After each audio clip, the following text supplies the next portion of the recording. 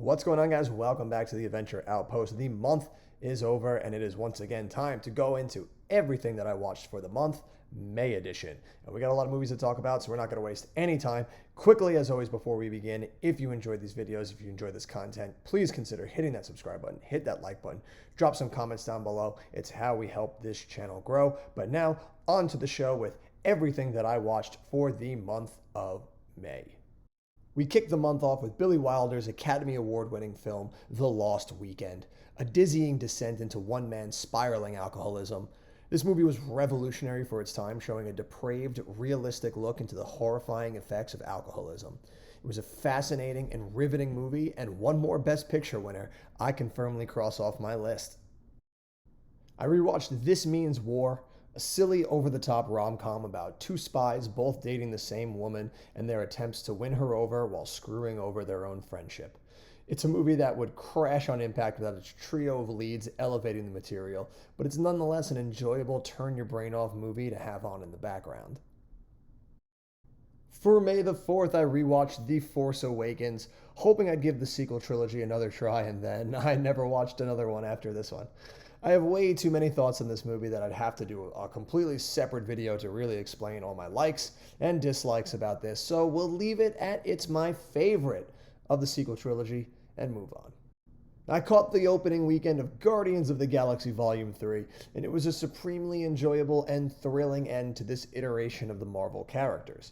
Everyone is given their time to shine and get payoffs to their arcs, with the obvious standout being Rocket's brutal backstory, which helped make this movie be as fantastic as it is.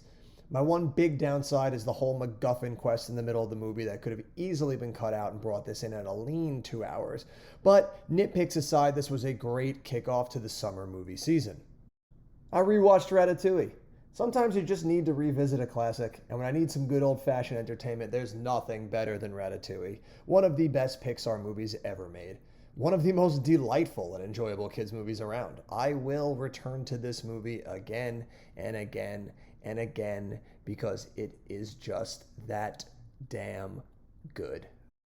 I was still on a Disney kick after Ratatouille, so I rewatched Zootopia for the first time since theaters, and yeah, this held up.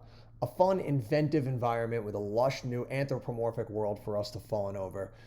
The theme of the movie is thrown at you with all the subtlety of a brick, but it's still an engaging, fun, and thought-provoking movie that will delight people of all ages. Then we started the big climb for May, and that was watching every Star Trek. I had only ever seen the Kelvin trilogy, so I was really looking forward to diving into all of them, and dear God, was this a terrible start.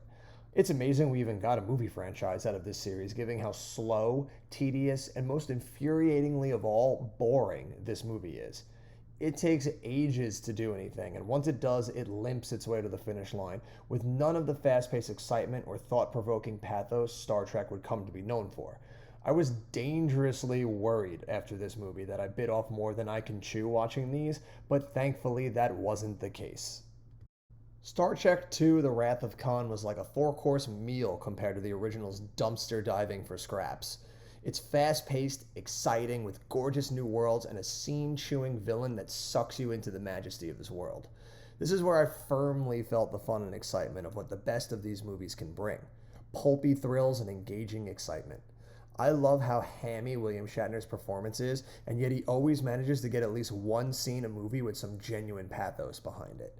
It's absurd, over-the-top, glorious sci-fi entertainment, and it's easily my favorite of the Star Trek films. I caught the new Ben Affleck movie Hypnotic, and the less said about this thing, the better. Seriously, whoever Ben's agent is needs to be fired. Who does he owe money to, or has scandalous pictures of him that he keeps getting roped into these nothing movies? Seriously, the only shining light in this thing is that it's quick 90-minute runtime. I rewatched Jackass number 2, and what's there to say about this classic? This movie is easily the best of the bunch, as the cast of ne'er-do-wells are at their absolute worst to each other and their own bodies, and we are all the better for witnessing their madcap entertainment. Star Trek III The Search for Spock is the kind of ludicrousness Star Trek would become known for. Its over-the-top storyline, Spock put his mind in the body of Bones, and now they need to find Spock's body to put it back, highlights just how willing they were to lean into its absurd sci-fi roots. Couple that with Spock's body being on a planet that regenerates life, and we watch Spock age from a baby back to his normal age, and you've got one absurdly entertaining movie. Adding Christopher Lloyd as the villain looking to exploit the planet's resources and godlike weapon, and you've got all the recipe needed for a successful Star Trek movie. I rewatched Are You There, God? It's Me, Margaret for Mother's Day. My mom had read the book as a kid, so me and my fiance took our moms to see it for Mother's Day, and the movie was just as enjoyable a second time. In my early Star Trek days, it was a battle for which was my favorite, The Wrath of Khan or this one, Star Trek IV: The Voyage Home. I love a good time travel story, couple in the fact that they have to go back in time to get a couple of whales to help save the day, and I am sold. It's absurdly over the top with an on-the-nose jab at environmental whaling, but the movie works using the fish-out-of-water element of the Enterprise commingling with the past or our present day when the film was released, and you've got easily the funniest Star Trek movie to date. After two Spock-directed movies, Kirk wanted his turn behind the director's chair, giving us Star Trek V: The Final Frontier, an absurd, over-the-top sci-fi spectacle that sees the crew of the Enterprise teeing off with a supposed god. It's for sure a dip in quality from the last two, but only just. I still found this movie to be an enjoyable sci-fi adventure, pitting the Enterprise against a foe they are in no way equipped to deal with. It also gave us the bangerang line, "But what does God need with a starship?" My fiance and I rewatched Bruce Almighty. I forgot how goddamn funny this movie is. The whole section where Bruce first gets his powers is so ridiculously hilarious, I was dying. I also forgot how dangerously over the line this movie can be at times, but it tackles it all with warmth and a heart that makes this movie such a great comedy, and one of the last great Jim Carrey comedies.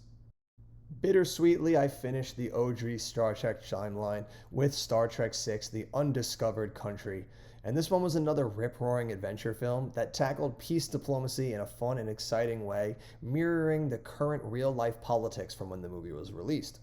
I love the whole section with Kirk and Bones in prison and their escape. It was a fun, enjoyable, and epic send-off for this OG cast of characters that I was sad to see go. You can say whatever you want about Shatner's acting, but god damn it if he didn't make these movies so damn enjoyable. The new cast didn't get off to such a hot start with Star Trek Generations, a film that was clearly a transitional Star Trek movie as Kirk returns to help bridge the gap between the two groups of characters. The biggest sin this movie makes, however, is just being plain boring. Picard is too serious and grandiose for such an absurd franchise, and it's painfully apparent every time you see him up against powerhouse knows what he's in William Shatner. The villain is also painfully undercooked and low stakes to take serious as a threat. It's as middling a Star Trek movie as you can get, and my first sign of trouble on the horizon. I caught the opening weekend of Fast X, and please God, just let these stop. They are so bad. Not even turn your brain off, enjoy anymore. Just bad. I just wanted to yell and scream and plead during every scene. You go through the 5 stages of grief in every single one of these scenes. But thank fucking God for Jason Momoa, who helped make this movie watchable with his hammy, over-the-top, Joker-esque performance. Clearly this dude knew what piece of shit he was in. Now this was more like it. Star Trek First Contact is now my go-to when struggling if it or Wrath of Khan is the best Star Trek movie. This movie is a race-a-minute thrill fest and everything I love about this franchise. An over-the-top, hell-bent on destruction enemy? Check. Time travel? Check. Kick-ass team working together to help save the day? Check, check, check. I love that Stewart went to the studio to say Picard needed to be more badass, so they just had him in a tank top this whole movie fighting robots. God fucking bless them. Whoever came up with that idea, give him $1 million. Now, this is everything I love about Star Trek, all wrapped into one beautiful package. This was a big movie day for me, as right after First Contact, I dove into Star Trek Insurrection. Another middling affair. It was such a shame to get this right after the hugely successful and thrilling and intense First Contact. This feels like such a step back in tone from that, and learning none of the lessons from that movie. This just feels like a TV episode stretched to feature length. Now, it's not terrible by any means, but it just doesn't do anything to further the goodwill the previous movie exploited, and feels like a huge step down from what worked about the Next Generation cast in the last movie. I finished my movie day finishing the Next Generation era of movies with Star Trek Nemesis. Another middling Star Trek movie that seemed to just be on autopilot after First Contact. For the life of me, how they didn't just get the same team who did First Contact to do the rest of these is fucking beyond me. The idea of Picard facing off against a clone of his younger self is interesting, but it never really dives into the psyche of it to be anything more than just surface level. Young Tom Hardy is great in the role, however, and the huge finale space fight is super thrilling. There's just not enough meat to go with these potatoes. Also, justice for Worf, who doesn't do dick this entire franchise, just stands there looking pretty. We returned to the Kelvin timeline for the first time since I saw it in theaters, and these movies hold up. The first one, absolutely in particular. It's crazy that for a team of writers and a director who weren't even big Star Trek fans, they made a hell of a Star Trek movie. Even though J.J. Abrams did what he always does when he is tasked with restarting franchises, he just copies what the originals did. Though it works here much better than with Force Awakens, it's a rip-roaring adventure story about the origins of the Enterprise team. There are a few glaring moments that feel too modern and un-Star Trek-y, mainly the scene where little Spock gets bullied by the other Spock kids and they're like, "Hey Spock, your mother's a whore." It's like, yeah, no, there's no way they would say that. But they are few and far in between, making this one of the best Star Trek movies to date. Star Trek Into Darkness is much better than I remember it being. It's a movie, though, of two halves. Everything about the movie not pertaining to the Khan reveal is absolutely fantastic, while their decision to just remake Wrath of Khan, but with none of the charm or swagger of Ricardo Montalban, is next level stupid. It doesn't stop the movie from still being an absolute barn burner of an adventure film, with the opening sequence in particular being supremely enjoyable and peak Star Trek, and that closing scene of the Enterprise falling into the Earth's atmosphere has to be one of the best set pieces Star Trek has ever done. Then I finally came to the bittersweet finale, Star Trek Beyond. It hurt me to start this movie. I did not want this journey to end. I absolutely loved this series and am now a serious Star Trek fan. And Beyond was a fantastic ending to what is currently the end of the, movies. Hopefully we get another one in the future, but for now this was a fantastic finisher. It's a fun adventure film that dives into what makes Star Trek so damn enjoyable. New worlds, epic threats, thrilling set pieces. It's got everything you could want out of a Star Trek movie. The only downside is, much like Insurrection, this just feels like a TV episode drawn out to feature length. But again, nitpicks. And finally, I finished out the month with About My Father. I didn't get to watch much over Memorial Day weekend because of my bachelor party, so I haven't gotten to see The Little Mermaid yet. Hopefully will this weekend. But I did manage to squeeze this right at the deadline. A stupid, silly, short, and grown-worthy look at a tired Meet the Parents formula, this time with Sebastian Maniscalco's Italian upbringing at the forefront, trying to ruin his relationship. It's a movie that's been done before and done better, and it seems to be like the Italianness is the only joke Sebastian's got in his arsenal, and after so many years of his stand-up and now this movie, it's finally starting to get tired.